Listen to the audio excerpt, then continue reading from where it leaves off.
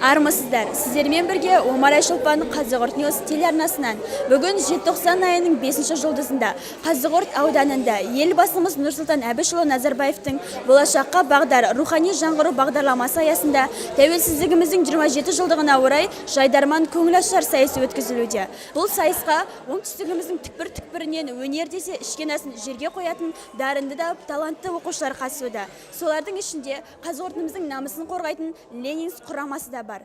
Барлықтарыңызға сәттілік тілей отыра, келе жатқан тәуелсіздік мерекесімен шын жүректен құттықтаймыз. Несініз бәге жалғастырыш? Төгеген ағамыздың көгегені төгеген. Саламатсыздар ма, құрметті Ленинск құрамасы? Жалпы осы келі Қазығұрттың намысын қорғап жүргендеріңізге сіздерге үлкен алғысымыз шексіз. Жалпы бүгінгі ойын жайлы айта кетсеңіздер? Бүгінгі ойын көптен бері дайындалып келе жатырық. Сол сенімді ақтадық деген үміттеміз. Енді алда не болатынын көреміз енді. Марапаттау рәсімінде. Қаншалықты сенімдісіздер жеңуге? Қаншалық сенім болғанда енді Құдайдың қолында. Енді біз өзімізде жақсы тырысып ойнадық. Білмейміз енді бүгін ойыншылар мықты басқа жақтардан келген.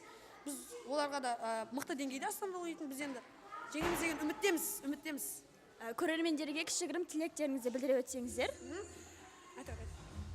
Осы біздің кеп көрген адамдарға общий қолдау көрсетемін. Аспанда қанша жылдыз болса соншаға келе берсін. Рахмет сіздерге үлкен. Сіздерге рахмет.